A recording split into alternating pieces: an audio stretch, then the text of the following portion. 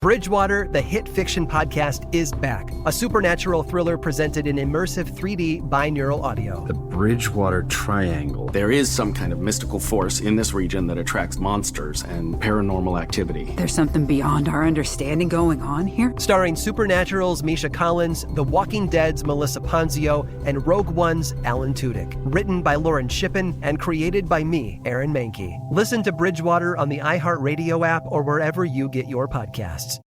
Welcome to Crash Course, a podcast about business, political, and social disruption, and what we can learn from it. I'm Tim O'Brien.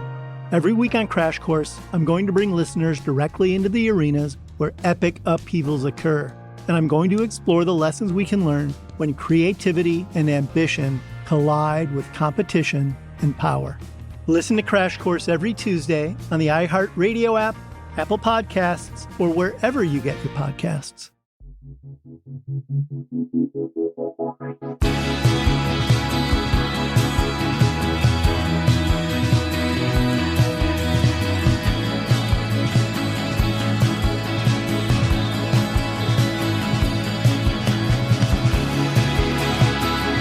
You're listening to 100 Words or Less with Ray Harkins.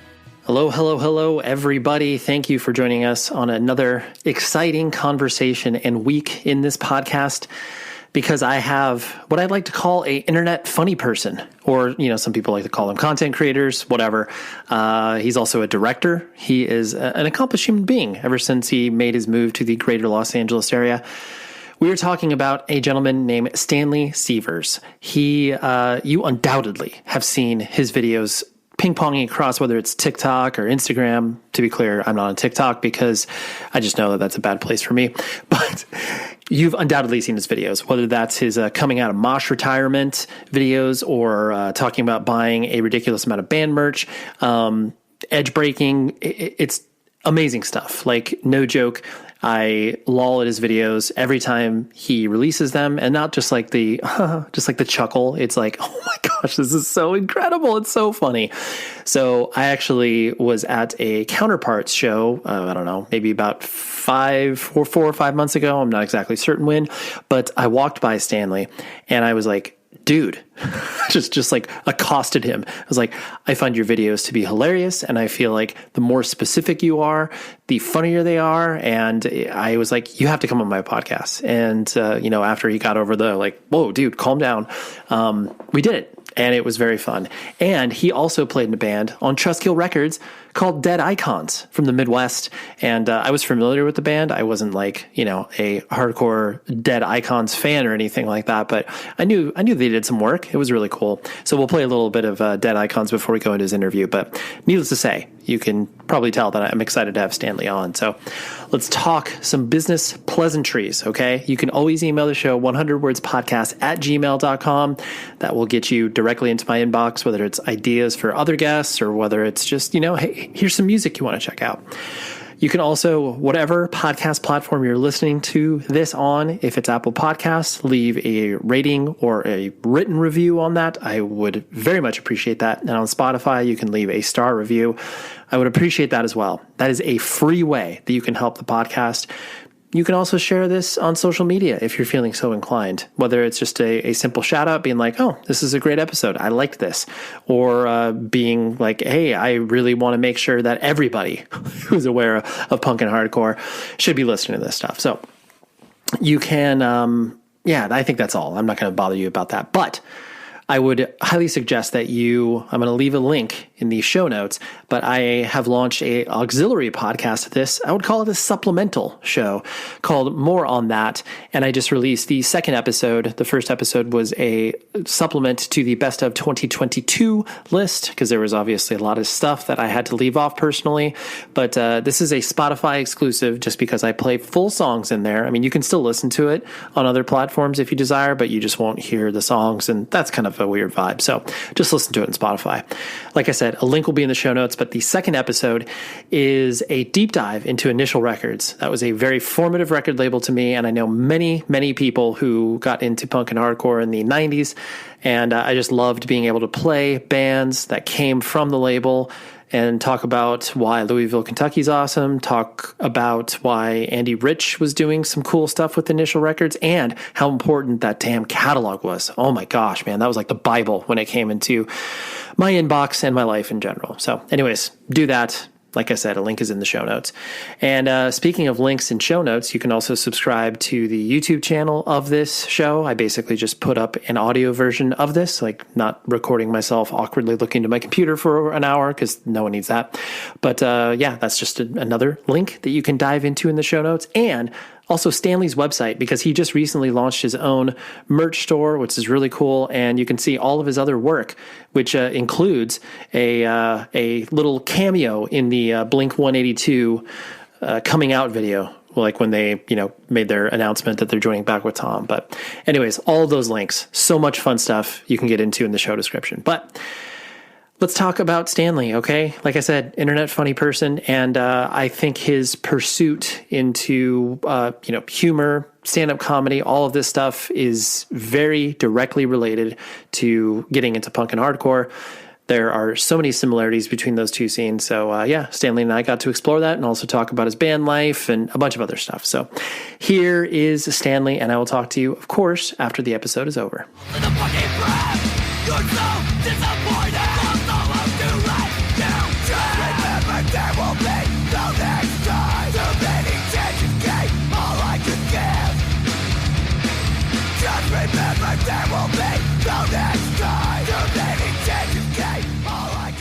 So obviously a couple of weeks ago, I walked by you at a Counterpart show at the Glass House in Pomona, and I immediately had to punish you and say, I really enjoy how humorous you are on the internet. And I'm sure it's funny for you to be in the position that you're in where obviously a lot of people are seeing what you are doing now. And, you've created stuff in the past, playing in bands and what have you, and you probably had to beg for people's attention in regards to that. So is it interesting for you to be like, oh, wow, like, thanks for paying attention to what I'm doing here? No, yeah, definitely. I think that I've been doing stuff with bands and then also like creatively, like writing stuff, like making comedy stuff, performing. Like I did improv and sketch comedy in Chicago for a long time. And like, I mean, yeah, it is weird when sometimes something just works. And then in the last like couple of years, like I've had a few things working, and it's sort of like I don't know if the word convalescence or I promise I read a lot. So no, I obviously, I mean, you're literally opening the Thesaurus app and like trying to type it in there. Yeah. So yeah. So it's sort of like a convergence of all the different things I've done in my life, like coming together, and it starts to work in a way that's like really weird. It feels like it's easy to do for the first time, I think, ever creating anything. This is the easiest that it's ever felt for me to make stuff, which is a really strange feeling. I really like that thought process because it does.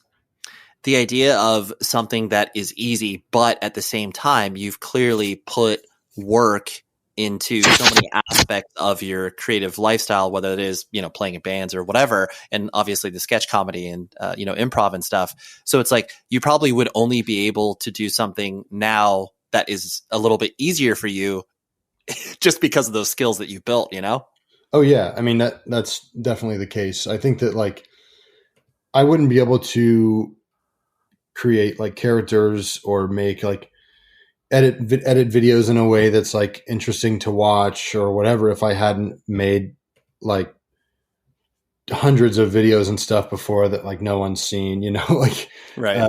And just sort of like over time develop these different skills. It's like it's kind of like that thing when you ask like someone like, hey, why does it cost like a writer this much to do like copywriting? It's like, well, you're not paying them for the hour that it takes. Like you're paying them for all the hours that they put into it. And I've been doing like comedy and like film adjacent stuff probably since like 13 or 14. It's just like no one has really seen any of that stuff. I mean, some people, like maybe like hundreds of people, but not as many now. So it's like I definitely have put in a lot of hours into getting good at stuff. And I still like just figuring out, I don't really necessarily know what I'm doing all the time or claim to know what I'm doing. But I I definitely feel like I put in the time to get better at it. Yeah, absolutely.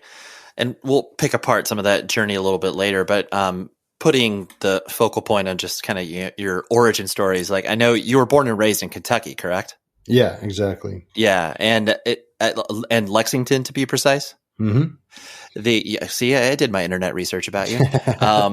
I from my experience with Kentucky has always been, on tour and what have you, and like playing Louisville and those surrounding areas. Lexington is a city I've only driven through, and it seems like that real kind of quintessential Midwest town that's, big enough to support being called a city and obviously have stoplights and everything like that. But it's rural enough to feel like you are not at the center of it all, so to speak. I'm guessing, was that your experience? Yeah. So it is a city. I mean, you can have a scene there, but it's not a scene that is going to bolster without people really making it happen. Like I live in LA now, so the scene here obviously is made happen by people, but I think that people are pretty just happy to go to shows anytime, and if one person stops booking shows, there's maybe 3 or 4 other people, maybe more, that are booking stuff. Whereas like in Kentucky or Lexington, at least when I was there, if like one person stopped booking shows, like you don't have shows, so there was maybe like 2 people when I was there that were really hardcore booking shows. And if they stop, then it's done. Right. That's true. It's like the burden of responsibility falls onto, just from a number perspective, so much fewer shoulders because there's just not as many people there.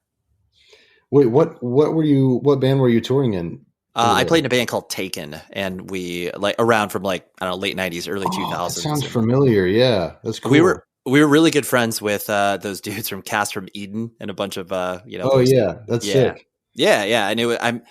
I always, honestly, like being predominantly from the West Coast, I always was obsessed with the Louisville scene just because it was so diverse and interesting. And so I found many of the adjacent scenes to also be pretty diverse, where it's like, oh yeah, you're a hardcore kid, but you're also listening to indie rock and emo, which isn't a novel idea anymore. But at the time was like, whoa, like you can like all these other things.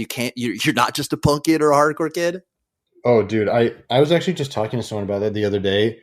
And actually I was talking to my wife about it, and I was like, yeah, for a long time I didn't listen to anything but hardcore. And she was like, what are you talking about? And I was like, yeah, I just thought that I only had to listen to hardcore. And she's like, are you fucking idiot? And I was like, no, that's like what it was at the time. You just listened to hardcore, and then that was the music you listened to. And then if you listened to indie, you were like an indie guy. And then if you did listen to indie, you didn't tell anyone about it. Like if you listened to like the Interpol album, you're like, no, I don't actually listen to that, or you couldn't like listen to Taking Back Sunday and then go listen to like Hatebreed. You know what I mean? Like, I guess people were obviously doing it, but it was like frowned upon weirdly. I don't know. I know what you're saying though. Like you can't listen to everything, but you can do that now, which is really cool. Right. And I think a lot of that has to do with the identity that you start to build for yourself when you make these choices of getting into punk and hardcore and picking your lane and sticking to that lane and being so, loud and boisterous about it. It's like, yeah, I'm this thing and this is me. And it's like, I don't listen to anything else because I don't have time for anything else or whatever. It's just like, so ridiculous. Yeah. I think a lot of people, I mean, especially myself included, like I definitely was like that. Like when I first got into it, because the music was such an escape for me. For like, I didn't really have that many friends at school. And so like shows were kind of where I made all my friends. And then, so like, once I got into it, I was like trying to mainline it. You know what I mean? Like I was like, hook me up to the fucking hardcore IV. I will only do this. Like, this is all I live for. And I was very serious about it for a long time. And I guess I still am in a way, but I'm able to reflect on it in a way that's maybe not, I guess I would say like a juvenile perspective. Like this is it, and this is only the thing for me. But I don't really necessarily know if it's accurate to say juvenile. It's just like a different kind of perspective. Yeah. Well, I mean, the world opens up and you're able to understand that, yes, you can still, be a hardcore kid and listen to Hatebreed, but then you can also be like, yeah, I like Nick Drake or whatever. It's like Yeah. you don't. Your identity is who you are as opposed to the music you listen to. Even though that is important, but yeah, you're very right. Yeah, I mean, I do I think that, like, for example, I just did my Spotify Wrapped, and I was like, there was not one hardcore band on my top listens this year, and for some reason this year was all like rap and hip hop. But I listened to a lot of hardcore, but not enough of each artist individually to make it to like a top 10. Right. So it was all like, I listened to a lot of new bands this year, which was really cool because I sort of just started discovering a lot of new bands, and I suspect that's what that is. But it's like, I remember listening to hardcore the whole year, but clearly I listened to 90% rap, and that doesn't mean that I'm not a hardcore kid. I just had a phase, you know? Yeah, or you could be defined as a sellout now, so that's cool. Yeah, that's true. I could also be a sellout, you know? Right.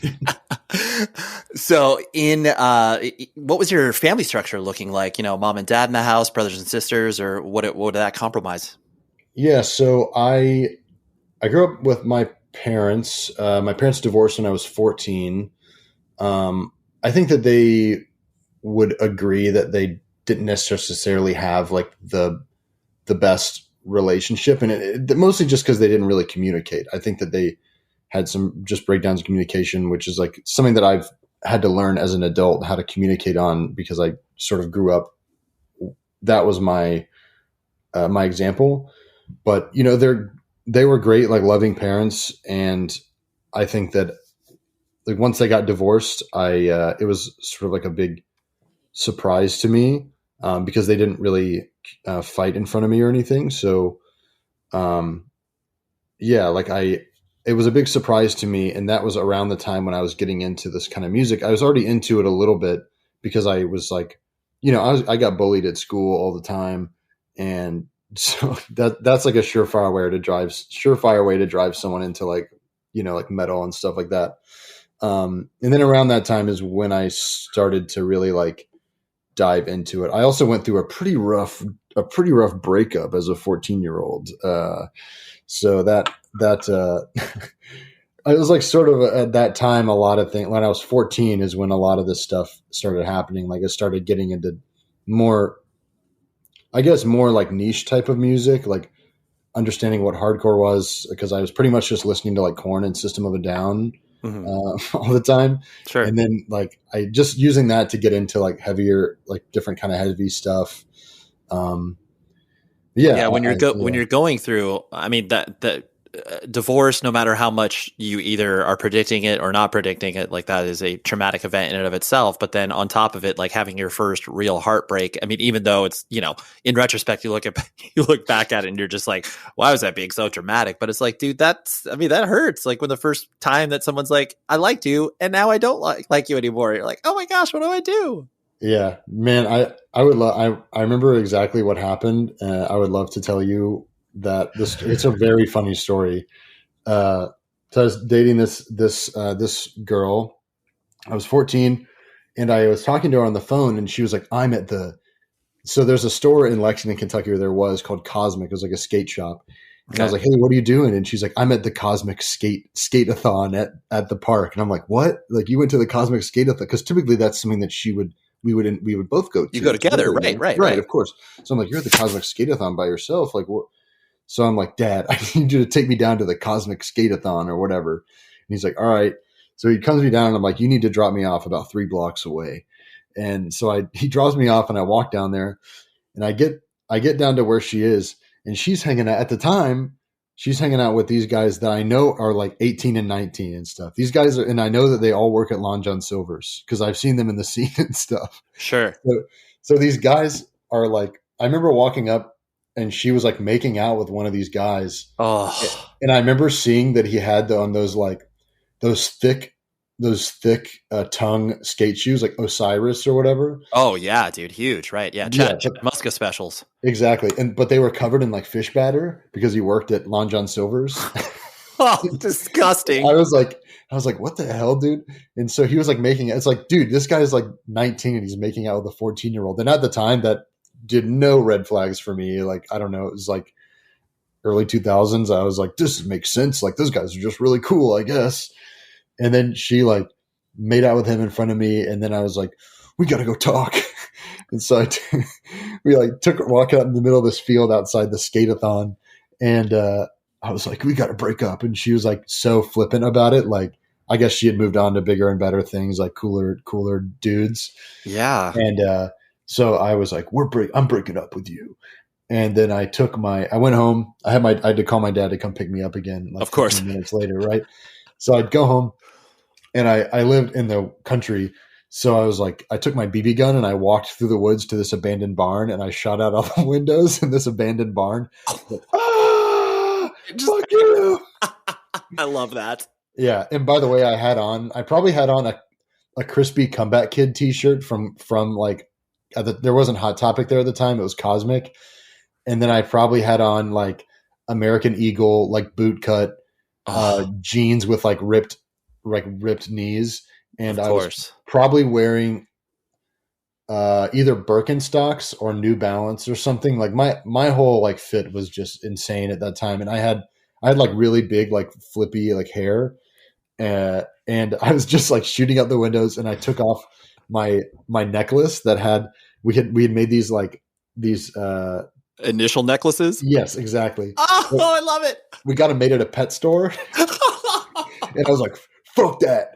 And I was like, fuck you. And I dug a little hole, and then I put it in the hole, and I like covered it up, but it wasn't as like impactful as I wanted that to be, like burying that. So I just was like, fuck that. And it was like stomping on it and stuff. And that actually was the same week that my parents got divorced too. So it really like, it hit me hard. Dude. I was like, are you kidding me? Right. Love isn't real. I'm done. Yeah. I pretty much carried that message all through like high school and into like adulthood for a while, which is something I had to unpack as like a 30-year-old.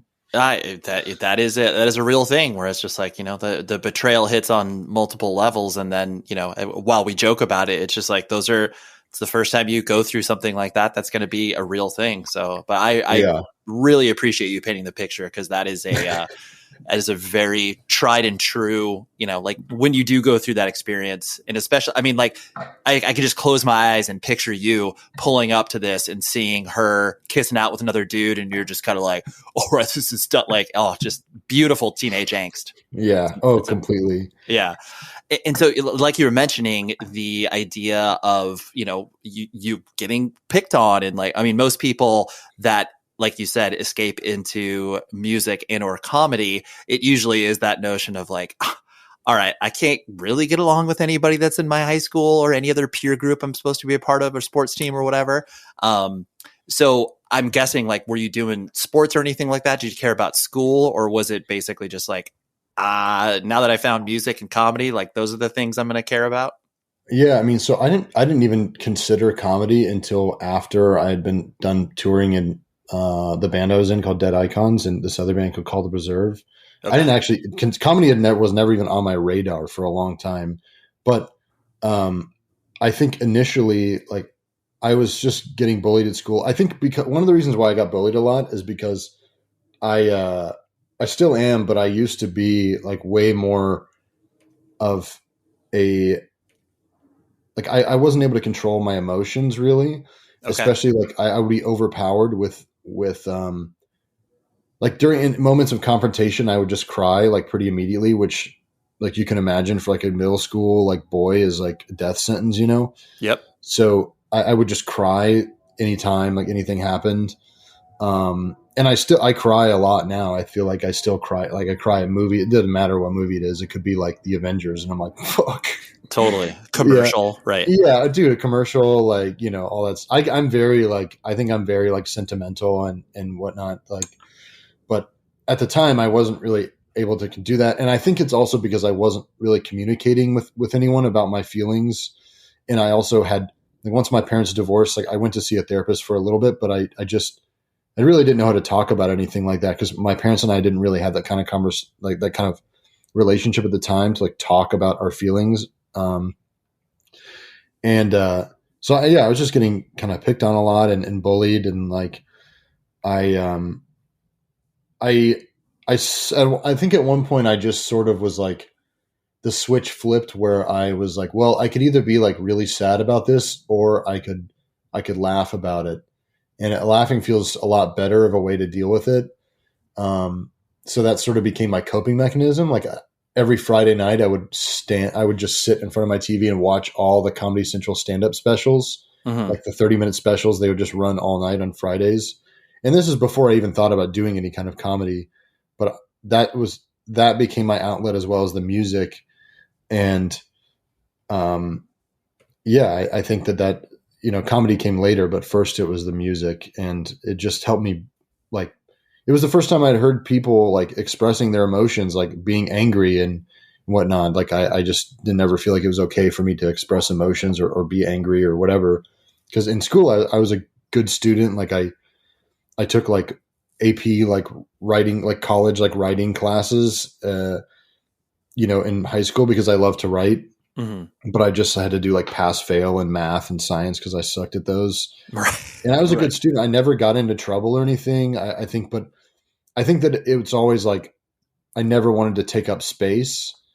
And you're talking to someone now who's been through like years of therapy, so I now have like a different perspective on me as a child, being like, well, I was such a good kid, and now I'm like, well, I think I just didn't really want to take up space or be a bother to anyone or a nuisance or whatever, which is like, once again, something I'm unpacking as an adult, that all these things like chase you your whole life, and then you have to unpack them one day, or else they just start unloading on the people around you.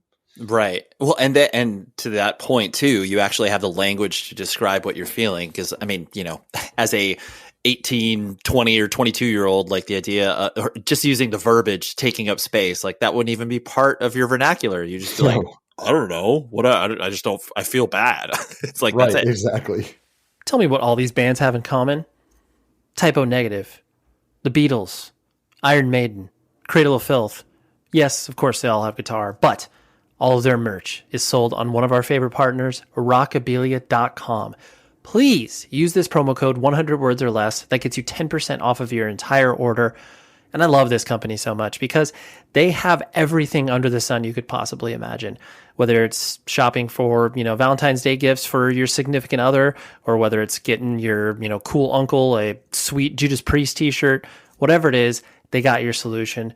Ships out from the Midwest in the United States of America, and it's all officially licensed. So that means the bands get paid. And I know you hear me say that time and time again in these ads, but that is a very, very important factor as to why I love working with Rockabilia. So again, go to rockabilia.com, use the promo code 100 words or less, 10% off your order, and go buy, a very interesting combo of Typo Negative and Cradle of Filth and Beatles merch, right? That's a good combo. So thank you very much, Rockabilia. This show is sponsored by BetterHelp. We've all been there. Life's going good, relationships are awesome, work's great, family life's great, and then all of a sudden, some things start to happen. A wheel falls off. You, maybe have some issues at work, and then all of a sudden you're in a spot where you feel bogged down and you might not know who to turn to. You're like, I don't want to bug my family or friends with this stuff. That is why I wholeheartedly endorse therapy. I've used it myself, and I think it is an incredible tool. That is why I love working with BetterHelp, because if you're thinking of giving therapy a try, BetterHelp is a great option. It's convenient, flexible, affordable, and entirely online. That is the key point. All you do is fill out a brief questionnaire to get matched with a licensed therapist, and you can switch therapists at any time for no additional charge if you feel like it. If you want to live a more empowered life, therapy can absolutely get you there. Visit betterhelp.com/words today, and you get 10% off your first month. Please use the code, and that way you can sign up with BetterHelp and live a more empowered life. That's betterhelp.com/words. Try therapy. Like you said, with the lineage of music that you were getting into, so like nu metal, I mean, that is such a huge part of most people's journeys. And what kept you, I guess, going for more? Was it just the idea that you were searching for more extreme things, and that's obviously where hardcore kind of jumped into it? I'm guessing too that because there were not many of your friends that were listening to that, were you just kind of finding it out on your own on the internet, or what was the vibe? Yeah, so what happened for me was I started going to local shows because when I started high school, I had some a couple friends that were older than me that were like juniors and seniors, and they went to local shows, and they're mostly women actually, and they would just take me with them sometimes. I guess they just saw that I was like not having a good time and being picked on, all this stuff. Right. They would take me to local shows with them. And I started seeing like local bands, it would just be like, these are just like local bands, like kind of weird stuff. Like it could be like a guy playing like a fiddle, and then, like some guy on a theremin, or like, I don't know, somebody else playing banjos, and then there'd be like a punk band or whatever. So I'm seeing all this stuff. And then every now and then I'd go to a local show and like a touring band would hop on last minute. And I remember so starkly the difference between like a local band and a band that had been playing the same music for like months. Right. And just like the show and like the energy coming from that, I think that it hit me really hard. And it was really striking to me. And as I started going to more shows, like more people started to put me on. Since I was younger, I was a younger person going to shows. The older people sort of, a lot of my friends I have now really tried to put me on and really made me feel included and joined me in on things, which I appreciate. And they were the kind of the ones that got me into more niche stuff. And I not necessarily telling me to listen to stuff, but someone might just be treating me really nicely at shows or booking shows. And I'd see that they're wearing a Tragedy shirt or, 10-yard fight shirt or something like that. And I would just start to get curious about what that is. And then, as I would go to Best Buy or whatever, FYE, and buy CDs, I started to just buy different CDs here and there. And that's sort of just how it began, like organically, and I had one friend that he was like an older dude, but he would take basically me and anyone else that wanted to go to shows like far away, like with him, in his car. So it's like me and then like 3 other people that are like, I'm like maybe like 16. There's like another guy who's like 18, now someone who's like 22, and this guy's like 21 or something. And he's just driving us all to go see some band like 2 hours away. And my parents were cool with that, so I would listen to music in the car with them. So that's kind of where it all started, is just, I think organically, like going to local shows and then being put onto things directly or indirectly through people that were older than me. Yeah, I love that idea of the older people. I mean, even though I always reflect back on my own experience, which I share is similar to yours, where you feel these people who are like so much older than you, or like 3 or 4 years older than you. It's like, but it's such a difference. And just that idea, they noticed your interest and participation in it. So they were just like, oh yeah, here, check out Gorilla Biscuits, check out this thing. And like you said, it wasn't forced. It was just like, you'll probably like this, check it out. Yeah. Yeah. And when did, like, as you started to, see the stark difference between like local bands and, national touring bands and stuff like that, did you get captured by the idea of like trying to play in a band or, pick up a guitar and that sort of stuff? Yeah. So I originally had played drums like in high school, but then my friend was better at drums than me. So I stopped. So I started playing bass instead, which is all we know, as we all know, is the easier instrument. Absolutely. So, I played bass. And then I sang in another band. I sang in 2 different bands locally, like hardcore bands. One of them, we like never managed to get a bass player. So it was just like guitar, drums, and me. And another one was like just kind of like a 3-piece, like punk hardcore band. So I was like playing shows around, and that, I think that I just wanted to be a part of it. Like I wanted to write music. I wanted to write lyrics. I wanted to make stuff. And I don't know. I think that I just didn't want to be a spectator anymore. Mm-hmm. And that's just the way it happened. Like I just started doing bands, and then eventually, people that were in other bands locally. So my friends, like we met, I was riding bikes with them one night, and they're like, hey, like we have this idea. We want to do a band like specifically to tour, cause a lot of bands around, they were in bands that were like, well, we can't tour because this guy works here and this guy does that or whatever. And so they were like, we're just going to like leave all of our other bands, and we're going to start a new band with the specific intention of touring. And I was just like, oh, I'll do it. And that's how I started like really actually playing bass seriously, is to be in this band. Right. Yeah. You're like, okay, I guess I gotta, be able to put together a song and be able to follow along here. Yeah. And I got to tell my parents, no, I'm not going to college next year. So, Right. And I presume that was Dead Icons, correct? yeah. Okay. And was it one of those things where you were like, were you attracted to obviously like the aggressive nature? Like, did you ever, go down like straight edge, veganism, vegetarianism, the political side of things? Like, did that stuff capture your attention as well? Yeah. Political stuff did. I was straight edge. I was straight edge from 14 till 18. Big deal. That's 4 years, man. You put the time in. Yep. I was in a local article where they interviewed kids about being straight edge, and I said how positive it was on me. And to be honest, it still is. I'm sure my wife would say I'm still straight edge, but yeah, I just don't really like.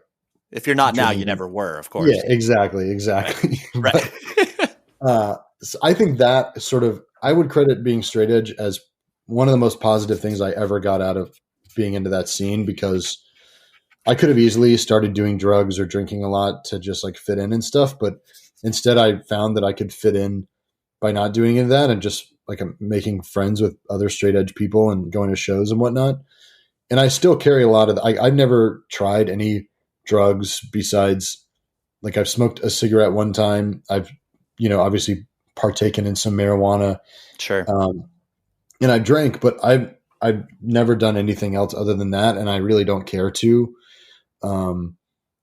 That was what really drew me in, because a lot of my friends at the time in high school, like everyone was getting into drinking and drugs and all this stuff. And I just like, I always just thought it was like, I think I always saw it as being so false. Like, I think it was clear that it was like high school kids just trying to like be cool and whatnot. And I also saw a lot of these kids, cause I went to, like a school with like a lot of like wealthy, like kids there. And I saw that they were like drinking and like crashing their cars. They would crash like these super expensive cars and like get no consequences. And like, I just saw a lot of it as like, I just didn't like anything about the culture. And I also just started to see how alcohol and drugs are marketed to people, and they like these things are, they are poison, right? Like in the most basic sense, like, you take, and if you use them in moderation, they're fine. But I think at the time I really started to see all that, and I valued my health. Like I played lacrosse too, and I ran cross country. So I valued like being able to do those things well. And, I really valued my health, and I wanted to like be present all the time. I didn't want to like miss anything, or, I don't know. I thought it was false kind of. And yeah.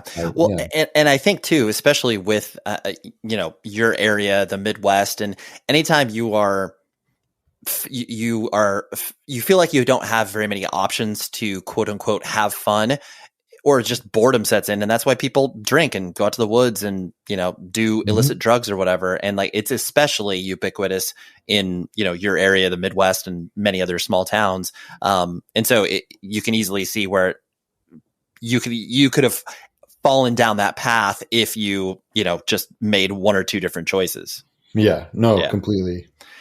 And so with that, like you said, you were going to tell your parents you weren't going to pursue college and, join a touring band and stuff like that. Were they, I guess, I'm sure that they weren't supportive over the idea of you not continuing your education, but were they, I guess, concerned about like all the weird stuff that you were bringing home and like, like band stuff? Like, what is this? It's super weird. Stanley doesn't seem to be, have any real direction at all. Or were they just kind of like, all right, well, he needs to figure out what he wants to do?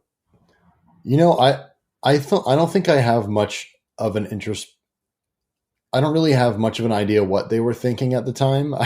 Sure. Your head was just down. Right. Yeah. And we didn't really have discussions like that. Like I don't really know that we talked in that way, like in a way that's like, hey, like what's going on with you, or what's up with this? I think they kind of just let me do whatever. And they were really only concerned like if I was doing drugs or whatnot. And once I told them that I was like straight edge, they're like, oh, that's great. Do whatever you want. I think they were so actually relieved that I was straight edge that they just didn't care what I did. Like I would go to shows, like ride with people and come home at like 2 a.m. cause it's like an hour, shows like hours away. And they just like, they were like, they didn't care. It's cause they knew I wasn't doing drugs, which is like the most important thing to them. I think like, I think that they really just, they wanted me to like be doing well. And, you know, they didn't understand the band stuff and the music, and they don't really totally get it now either, but they're also older. Like my mom had me when she was 40 and I'm like 31 now. Oh, sure. Yeah, that's definitely later in life. Yeah. So they were pretty unplugged from anything like that. And you know, I don't think either of them have ever been into anything sort of like alternative as far as music goes or anything like that. So they were supportive. My dad was really not supportive of going on tour at first. I think because he had this idea of like going to college was the only correct thing to do. And, you know, I was like one of the only people in my class that didn't go to college during high school. So it's like inevitably that's sort of embarrassing if he's like talking to other parents and whatnot. And my parents were divorced at the time. And so my mom, I think she was wary of it at first, but she eventually was like really supportive. And she actually loaned us the money to buy a van. Heck yeah. I think she loaned us like $1,800 at the time. And then we just all paid her back like every month. Like we just set up a payment plan and we paid her back every month for it. Mm-hmm.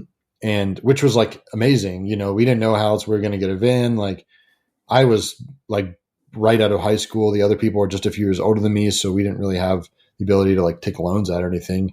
So she loaned it, and she really made it happen. And I think that she was worried about me, obviously, as any parent would be. But I think as they saw me do this and really like delve into it and spend a lot of time and energy into this band thing, like I really got into the managing of it side, like the record label side, the merch side. I really loved all that stuff. And I think they saw that. And then my dad changed his tune whenever we signed to this label Bullet Tooth. Of course. Yeah. Which is like the new, you know, it used to be Trustkill, but he was like, "Oh, because I went through the contract and I like requested some stuff be changed and whatnot." Like I'm pretty sure I'm the only person on my band that read the contract. Yeah. Oh, for sure. I mean, especially if you're the business person, it's running through your filter. Other people are just like, "Yeah, that's fine. They're paying us, you know, $6,000 to record a record. Like, oh my gosh, done. Where do I sign?" Yeah, they were just like. So I read through it and I think everyone was just like, cool, like this rocks. Yeah. And to this day, I'm still like, I guess we technically still owe him like 2 records, but. Right. Sorry. Yeah. We're not going to get Josh. You'll have to come at us pretty hard if you want us to, you know, put out 2 more Dead Icons records. Yeah. I mean, you know, I talked with Josh quite a bit, actually pretty regularly, because Dead Icons just did a reunion show, and right. I talk with him every now and then. I really like him. I mean, yeah, that was a big thing for me. Was Bullet Tooth was like a really huge deal for me because I loved Trustkill growing up. Yeah, absolutely. No, and because I knew you had played in bands, but I didn't know which one. And then once I started to look into it, I was like, oh, dude, yeah, I remember your band just from the Bullet Tooth Association and my, you know, forever obsession for anything hardcore or hardcore adjacent related. But I think that was, you know, a really probably fun experience for you, not only getting to know Josh, who put out some, you know, of probably your all-time favorite records, but then to be able to kind of be treated in some ways like a peer, where it's like, oh yeah, like let's do this for, you know, the album release or whatever, and have that experience. I'm sure it was really exciting for you. Oh yeah, no, it was great. I mean, when we were trying to get a label, we made every mistake that you could make as a band. Like I remember at one point we had like 4 songs recorded, written, and we put it out, and then we emailed all these labels, and Think Fast was like, "Yeah, when do you want to put this out?" And we're like, "Fuck, we already put it out." And they're like, "Oh, okay.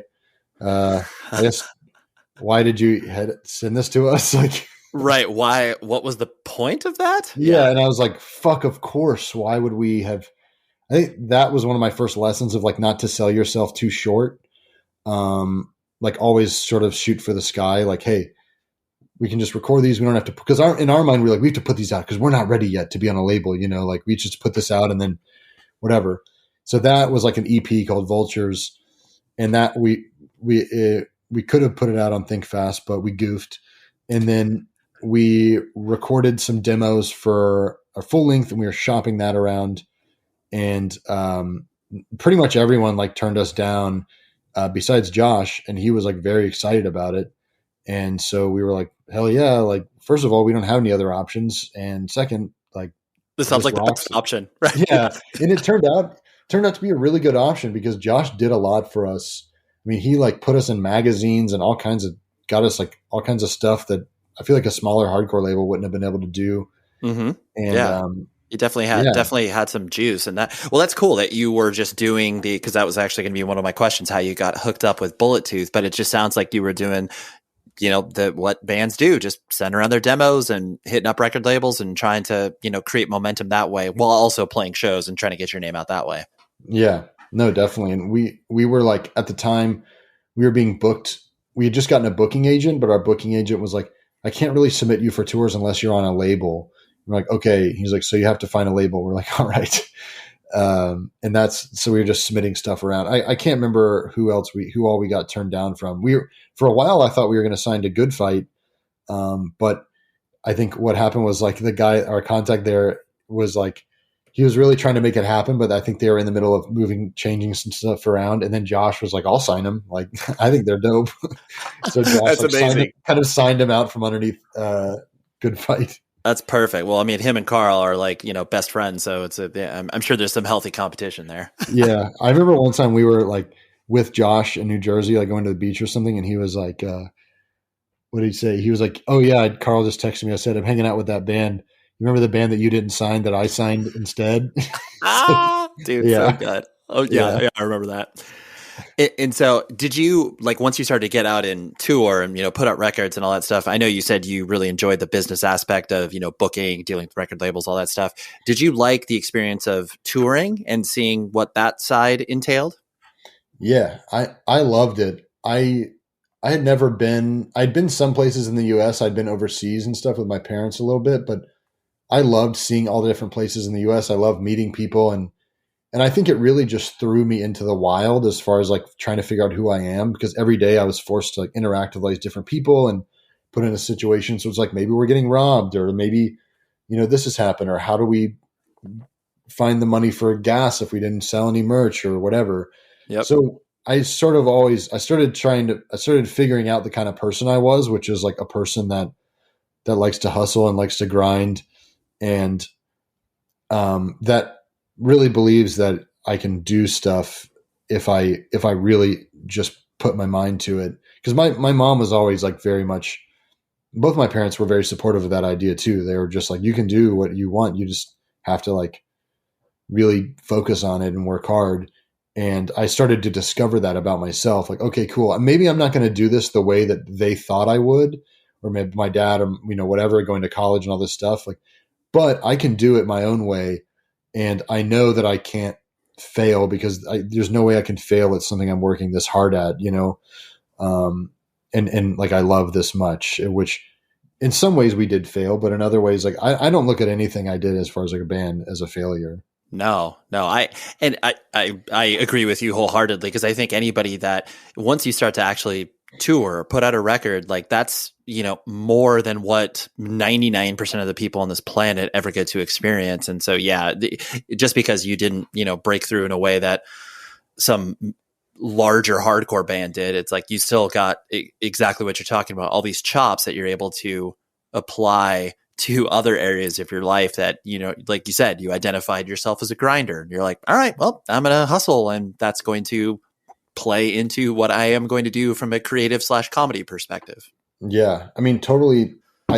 Taking the mindset from hardcore where you have to like DIY and self-promote and basically just create heat around yourself. I took that into doing comedy and like filmmaking.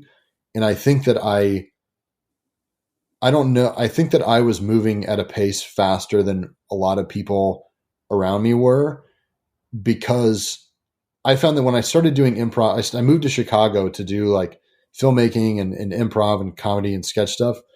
And most of the people that are around came from like theater, like they were theater majors or whatever. And so I think that a lot of the people I was around were of the mindset like, oh, I just have to be really good and somebody will make things happen for me. Whereas I was always like, no one's going to make anything happen for me. if they do, great, but I'm not going to count on it because it's not guaranteed. Like the only thing I can guarantee is what is the work I put into myself. And that's all I'm going to like count on for now.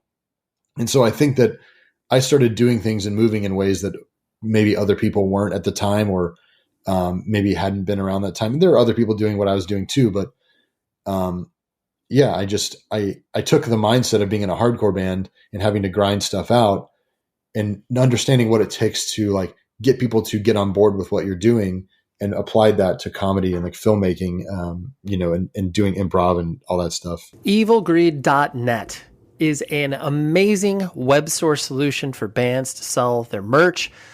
But most importantly, on top of that, they are an amazing provider of shipping you that said band merch and items. Like, let me just paint you a picture of what it is that Evil Greed does. First of all, they kind of act like a record label. It's a very specific set and type of bands that they introduce to their ecosystem. And trust me, if you like one or two bands on this roster, you will like pretty much everything else they do. Like, I'll just give you a little smattering of some of their best-selling items. How about a long sleeve Blood Incantation shirt? Or how about a short sleeve Power Trip shirt? How about the newest Death Heaven record, Infinite Granite, which was my favorite record of 2021? Russian Circles, Nails, the list goes on. And they also work with really cool record labels like Sargent House and Triple B.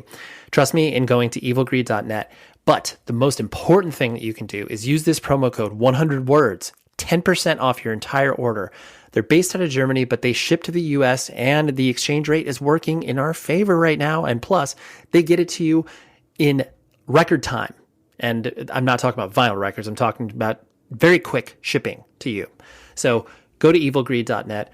100 words is the promo code, 10% off your entire order, and buy all that cool stuff that I just gave you on the bestseller list, because you can't go wrong with any of that. So thank you very much, Evil Greed.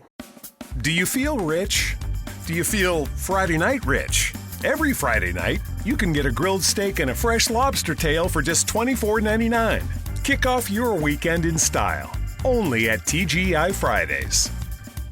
Hey, I'm Lance Bass, host of the new iHeart podcast, Frosted Tips with Lance Bass. The hardest thing can be knowing who to turn to when questions arise or times get tough, or you're at the end of the road. Okay, I see what you're doing. Do you ever think to yourself, what advice would Lance Bass and my favorite boy bands give me in this situation? If you do, you've come to the right place, because I'm here to help. This I promise you. Oh, God. Seriously, I swear. And you won't have to send an SOS, because I'll be there for you. Oh, man. And so my husband, Michael. Hey, that's me. Yep, we know that, Michael. And a different hot, sexy teen crush boy bander each week to guide you through life, step by step. Oh, not another one. Kids, relationships, life in general can get messy. You may be thinking, this is the story of my life. Oh, just stop now. If so, tell everybody, everybody, about my new podcast, and make sure to listen so we'll never, ever have to say bye. Listen to Frosted Tips with Lance Bass on the iHeartRadio app, Apple Podcasts, or wherever you listen to podcasts. Yeah. And I think, and I'm sure this experience opened up to you as well, once you started to apply those same DIY mechanics that you learned in promoting shows and whatever, doing everything that a band does. It's so similar to the other ideas of what you were entering, where it's like, you get people to show up at a place and, maybe they'll watch what you're doing. Like, that's the same thing, except I'm just, I don't have a bass guitar in my hand. Yeah. And exactly. And I knew the way that things work is when you first start doing something, there's the initial bump, which is like, whoa, cool, you're doing comedy. Like, and people are like, that's great for you. And then there's a drop off, right? And you keep going. And, there's like sort of like a lull and period where people are like, okay, you're still doing it, and then there's like oftentimes another drop off where people are like often sort of annoyed that you're continuing to do the thing you're doing. And then what happens is like, once you inevitably over time, if you are putting in like time plus effort and like discipline equals like results, right? So like inevitably over time, you will get some sort of result, which like that creates like a little pop, like in success or something. And then people are like, whoa, cool. Like, then they're on board. Right. Like, and then, that sort of goes in waves, but I knew that. So I was like, well, I just have to keep doing this. Like, I know that it took me at least 4 years in a band to get anywhere close to anywhere I wanted to go.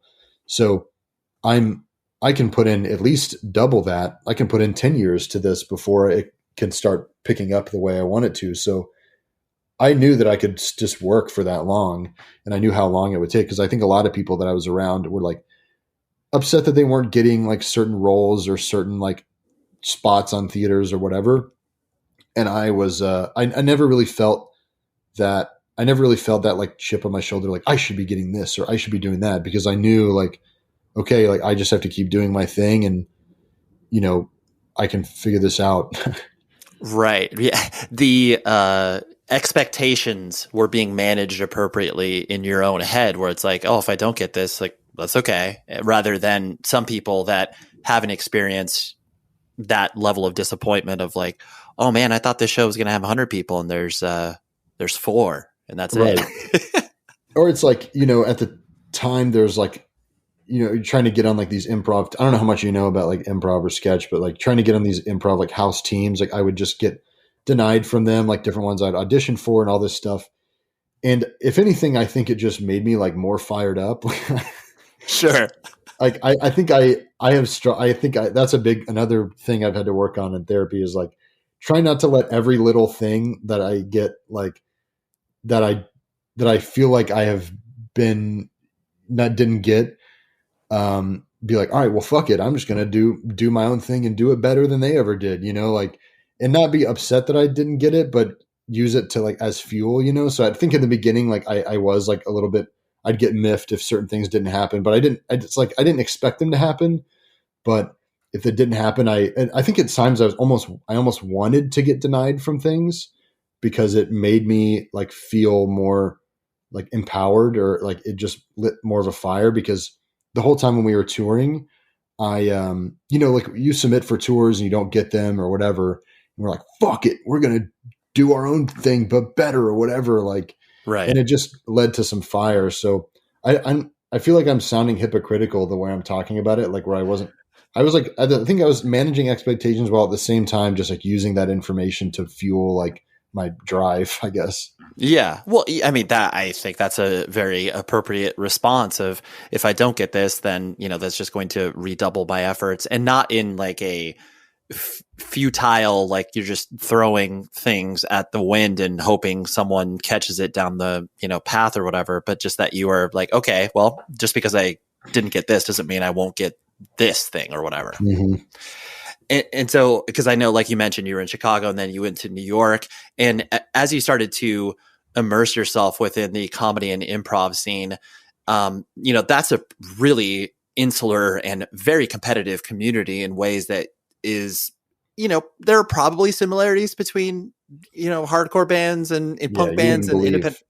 Yeah. But like would you be able to compare and contrast those and say like, oh dude, the comedy world is like way more cutthroat, or vice versa? So the comedy world in Chicago is very cutthroat if your mindset is I need to succeed in Chicago. So for example, like in Chicago, there's like Second City. The only paying comedy jobs in Chicago are like, at the time you could write for The Onion, you could be on the main stage at Second City, or being on touring company for Second City, or do a boat for Second City. Or you could be one of the random lucky people that gets to audition for SNL, and then you can maybe get on SNL. And that's like, there are a million factors into getting to audition for SNL, which was a goal of mine for a long time. Like I would do characters and do these different showcases and shows. And I realized that, and it was all like in hopes of maybe the person in charge of picking people would pick me to audition for SNL. And then I think like towards the end of my time in Chicago, like I just realized like everyone's competing for these same like 4 spots or these same jobs. And I started to realize like, honestly, none of these sound that good to me besides SNL. And like, I didn't want to tour. Like I've already been touring like on all the time. Like doing comedy is like a comedy sketch show is not something that I'm like wowed by. I've done toured in like way more grand ways, you know? And then I didn't want to go on a cruise ship for like 4 months, right? Doing the same show like 3 nights a week. And like, I was like, I hate cruises. So why would I do that? And then like at the time, like people performing at the main stage of Second City were making like not that much money. Right. So I was like, I first of all, like if I'm doing this, I'm not going to have any money to put into doing my own stuff, like filming my own stuff or whatever. which was my biggest, which is what I was wanting to do the most. So I was like, well, I'm just going to get a day job, and then I'm going to all my extra money I'm going to put into making stuff instead of trying to get these random jobs that everyone's applying for. As opposed to like with hardcore, there's a lot of labels now. You know, you can, if your one label turns you down, there's, I don't know, 20 other ones that you could, and at all different levels. You know, there's so many labels. I mean, granted, there's the bigger ones still, but there's less competition. And then now that I'm in LA, it's, even New York was pretty cutthroat. I feel like there's not that many spots to do stuff, but in LA, there's so much opportunity for like comedy and writing and entertainment everywhere. It's like, I don't really feel like I'm competing with anyone at all. I think, you know, if anyone, I'm just competing with myself, really. Sure. And that is interesting to be able to not only juxtapose each of these cities against each other, but then the scene as a whole, because I'm sure that, you know, certain cities are probably the same way from the DI music scene, where it's like, oh yeah, dude, like you can't bother to play shows here because this venue just, you know, blackballs this type of band or whatever. Mm-hmm. It's like, yeah. The hustle that you were talking about, because clearly, like, I know the, you know, the film that you put together, Samurai Sword, like clearly that was, you know, a labor of love. You wrote it, obviously were, you know, very heavy handed in every aspect of that film. Yeah. So is it one of those things that like you find the similarities between that and the bands like almost exactly the same, where you're just like, all right, I'm going to find some money here, I'm going to do this, I'm going to do that. You know, how do you compare and contrast those experiences? Yeah, I think that they're almost exactly the same, except the film thing is a little bit easier because you don't have other people that you're relying on to, you know, one of the problems with the bands always is like you have different people, personalities in a band, and you need them all to work for it to happen. As opposed to like making a film, you know, you have different people in different department heads. Like my wife was like the art director, like production designer for that. And then, you know, we have like you had like director of photography, the person that like shoots it and all this stuff. So all these people are like working together, but it's not like hingent on these exact 4 people doing it, you know? So like, I just use the word hingent, which isn't an actual word, but it doesn't hinge on the 4 exact people to make it happen. So making a film is better. Like if one person is sick or something happens, you can just get another person to come in and like do lighting or whatever. So I think filmmaking that's one of the reasons why I got into filmmaking too, is because it was a creative outlet that I could be more in control of and not so relying on other people. Right. Yeah, that is a good point, because I mean, I think that's what really captures people's imaginations that are, you know, watching films being put together and just like, oh my gosh, you know, the credits are almost meaningless to most people, but then you're just like, yeah, but those are all people doing very specific jobs in order to make this collective thing be brought to the world. Mm-hmm. And they're all like doing good work. And you just need to, like you said, understand that, it is less precious on, you know, each of these components being brought together, and it's more focused on the project as a whole, as opposed to like, oh dude, our guitarist can't make this tour, like I guess we just won't do it. Right. And the other thing about filmmaking that I love is one thing I learned from being in a band and writing music is like a good idea can come from anywhere, right? Like if you're writing a song, you can have like this idea for a riff or like the whole song planned out, and then like the drummer could be like, well, what if we just did this part instead? Like leading up to this, or the guitarist is like, I actually have this riff that might fit better. And you're like, okay, cool. Like collectively, our goal is to write the best thing possible. So I have the experience with filmmaking is like, whenever I'm directing something or writing something or whatever, I don't think that I have all the answers. Like, in fact, I like to work with people that are smarter than me and in all these different areas. Like my wife is like she is able to see things in a way like with colors and whatnot that I don't always have the ability to. So like her production designing, it's like, okay, cool. You have ideas that I wouldn't have seen, you know, that's great. Then like the director of photography is thinking about it a different way. So all these people are like forcing you to ask questions or answer questions creatively that you might not have ever needed to. And like a good ideas can come from anywhere. So it's collaborative, and everyone's goal is to make the best thing possible. So I learned that from being in a band, where it's like, that's the good part of being in a band, is like everyone wants to write the sickest song, everyone wants to write a great album. And it's not just like, it doesn't have to be just one person's mastermind. In fact, like a lot of times when it's just one person, it sort of ends up being like kind of weird, Yeah, it's true. It's like it is so singularly that person's vision. I mean, everybody wants to be this, Paul Thomas Anderson, like auteur, but like that's a very rare breed. Like, and I'm sorry, but you're maybe not that special. Right. And like you said, whatever you do is kind of weird. Like, it doesn't even make sense. So yeah.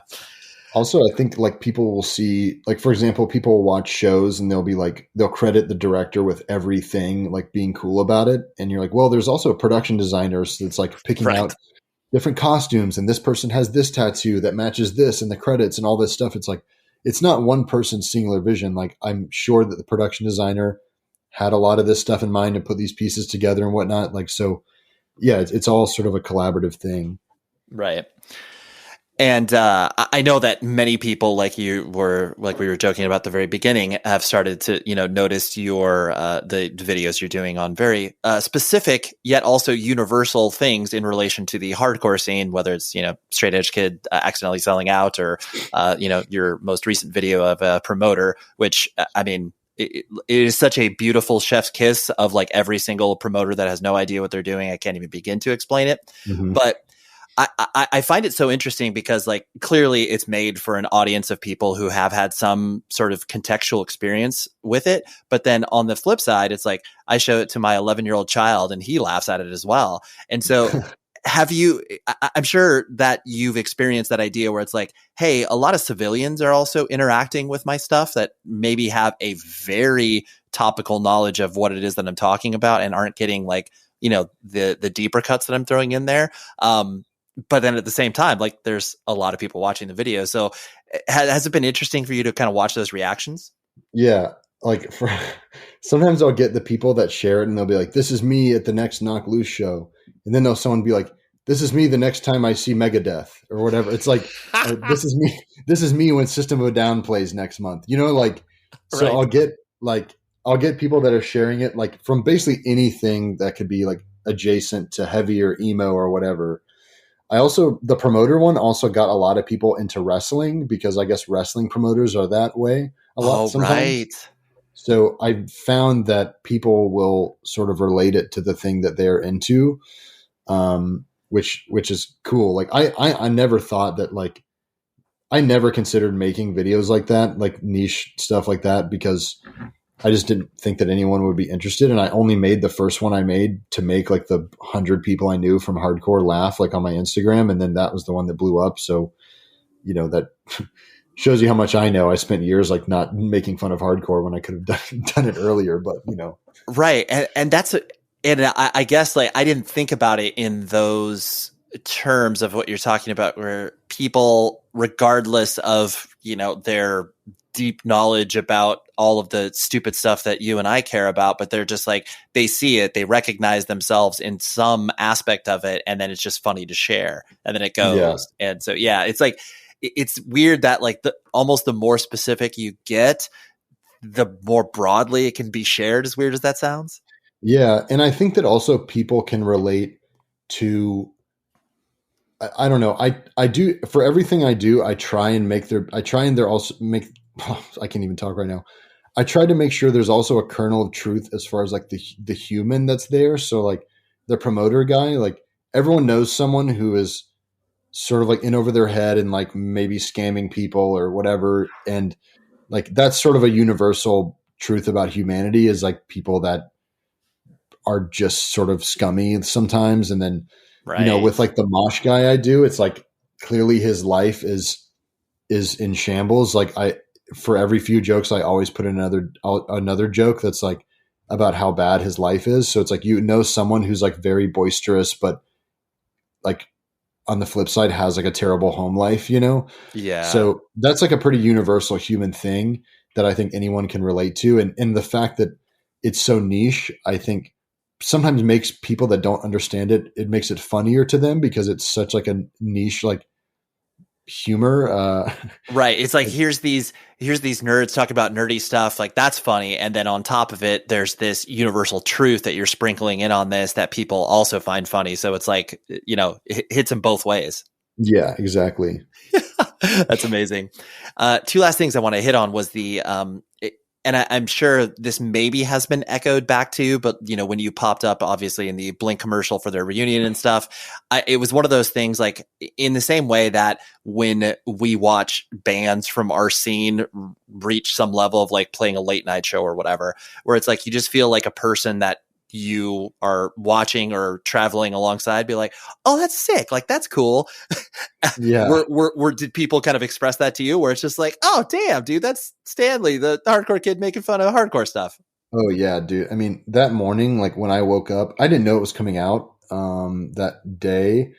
And, or maybe I did, but I just was like sleeping. And then I woke up to like a bunch of texts and people were like, are you in this like Blink video or whatever? Cause I couldn't say anything because I was on an NDA. Of course. But yeah, dude, people were super excited and they were like sharing it all on Twitter and everything. And like, cause I totally get it because I feel that way when I see like someone wearing like a hardcore shirt in like a show, or like seeing an actor, finding out an actor likes hardcore, or like a certain director or writer or whatever. Yep. I'm like, wow, that's so cool. Like, I don't know why I think it's so cool. I think it's just to feel connected to people doing stuff like in some way. I know, I agree with you wholeheartedly. And I think it's special because even though as much as this whole subculture is, arguably mainstream than, it was 5 or 10 or 15 years ago or whatever, you still like, it still takes work to like get into this stuff and go to shows, and, you have to put some educational time into it. So when you have a person like, whatever, Josh Brolin being like talking about RKL, you're like, what the wow, dude, like deep cut. And you just immediately like them that much more because you understand that they are a real human and they probably put some work in at some point for this. Oh yeah, absolutely. And I think that like, even like seeing someone putting a poster in the background of a show that's like a, whatever, like a cursed poster or something like that, or a terror poster, you're like, damn, someone on that show, like someone working there, like made the conscious choice to do that because they think it's cool. And that's like really interesting to me, or really cool. Like, it makes you feel like, wow, that's a thing that I really love, is like in this other thing that's not supposed to be there. That's really cool. Right. Yeah. It's like someone knows what's up somewhere along this line, and like kudos to them. Do you want to play in a band ever again, or is it one of those things that the idea of like touring and being creative on that side of things is that ship has sailed because you're doing what you're doing now? Yeah, I wouldn't say that the ship has sailed. I mean, Dead Icons, we did this reunion show and we're kind of trying to get stuff going again. Yeah, and write some stuff, and we'll see where that goes. Problem is that like some of them are in Kentucky, someone's in Florida, like I'm in LA, and so it just kind of depends on like the logistics. And it might be like a weekend warrior type of thing where every now and then we'll play some shows or put out an EP or whatever. Right. But it sucks because I am the kind of person that wants to do all the things all the time. I would love to be in 4 bands, do all the stuff I'm doing now, like, Sure. crazy. But I have found that is like I'm going back to therapy stuff. I found that one of my coping mechanisms is that I like to overload myself with projects because it makes me feel good to complete them. But then at the same time, when I'm doing that, I'm also neglecting like other parts of my life. So like I'm trying to do a better job of being aware of how many projects I'm taking onto my plate. And right now it's hard for me to imagine doing another band besides maybe whatever the Dead Icon stuff turns into, specifically because I'm in such a transitional period from like, I was working in tech for a long time and then I got laid off a few months ago at the same time as all this other stuff has been taking off. So I've been getting other opportunities that way. So I'm very much in the middle of trying to figure out like what the hell I'm doing. So I'm like, I got to figure out what the hell I'm doing right now before I take on like other projects. And like maybe eventually if I like writing for a show for a few months, then I can like be in a band for a little bit or write some music and whatnot. But right now I'm just like, I got to figure out what the heck is going on. And I, as much as I am a person that loves having all this stuff going on, I do a terrible job at like big change. So I'm so in the middle of all this stuff. Like while everything is going really well, I am consequently like more anxious and stressed than I have been like in years because of not necessarily knowing like where everything is leading. You know, I used to, when I had like a day job, it's like, I know every 2 weeks I'm getting this amount of money and this can go here and here. But now it's like, it's not that I'm not like making any money. It's just like, it's all from different sources. So it's kind of like just juggling a bunch of plates, which I've never had to do before. So I'm still sort of figuring everything out, which is, it's fun, but also like very stressful for a person that has like an anxiety disorder, basically. Sure. Yeah, absolutely. Where, it's like most humans thrive in structure. And so when that gets removed from you, then the idea of just like, okay, like I guess I'll, have my YouTube channel more appropriately monetized and like things that like, I didn't even, but like that wasn't even a thing I was thinking about previously, but now I have to. So yeah, I totally get that. Well, Stanley, thank you so much for letting me, ping pong around your creative life. But I appreciate the work that you do and keep the funny, entertaining stuff going. Because you got something there, kid, as they say in the biz or something. Yeah, thank you. I will. There we go. What a great chat with Stanley, and you should follow him on all the platforms because it's really fun to watch his videos as they come out because they're extremely funny. I show them to my wife and my child, and everybody in the whole family laughs. So thank you very much, Stanley, for coming on the show. Next week, it is a one-word guest, Moby. I have Moby on the show next week, which is awesome to say. For those of you that are not familiar with Moby's punk past, he is a huge advocate, not only for veganism and animal rights, but he's straight edge. He has played in bands back in the day, or in the early 80s in the New York City scene. And we go deep into that. I only had him for what we call in the biz a tight 30. So we actually went a little bit over that. So it's a little bit shorter of an episode, but there's so much goodness in there because Moby, he is a known commodity within the music industry at large and is internationally famous, which is funny to say. But anyways, that's what we got next week. And I'll have some more fun announcements next week as well, because I'll be doing another set of live podcasts at a music festival. And if you're listening this deep, you're getting a sneak preview. So that's what's happening next week. Until then, please be safe, everybody. You know what it's like to endlessly seek a remedy. Are you ready for a prescription that's once daily, steroid-free? VTAMA Tapinarof Cream 1% is a prescription topical treatment for adults with plaque psoriasis. Do not use if you're allergic to VTAMA Cream. The most common side effects of VTAMA Cream include red raised bumps around the hair pores, pain or swelling in the nose and throat, skin rash or irritation, including itching and redness, peeling, burning or stinging, headache, itching, and flu. Tell your doctor about all the medicines you take, and if you're pregnant or plan to be, ask your doctor if VTAMA Cream is right for you. You deserve more from your topical. To learn more, visit topicaluprising.com.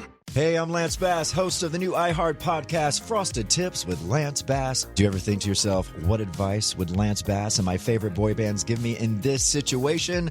If you do, you've come to the right place because I'm here to help. And a different hot, sexy teen crush boy bander each week to guide you through life. Tell everybody, everybody, about my new podcast and make sure to listen so we'll never, ever have to say bye. Listen to Frosted Tips with Lance Bass on the iHeart Radio app, Apple Podcasts, or wherever you listen to podcasts. Bridgewater, the hit fiction podcast, is back. A supernatural thriller presented in immersive 3D binaural audio. The Bridgewater Triangle. There is some kind of mystical force in this region that attracts monsters and paranormal activity. There's something beyond our understanding going on here. Starring Supernatural's Misha Collins, The Walking Dead's Melissa Ponzio, and Rogue One's Alan Tudyk. Written by Lauren Shippen and created by me, Aaron Mahnke. Listen to Bridgewater on the iHeartRadio app or wherever you get your podcasts.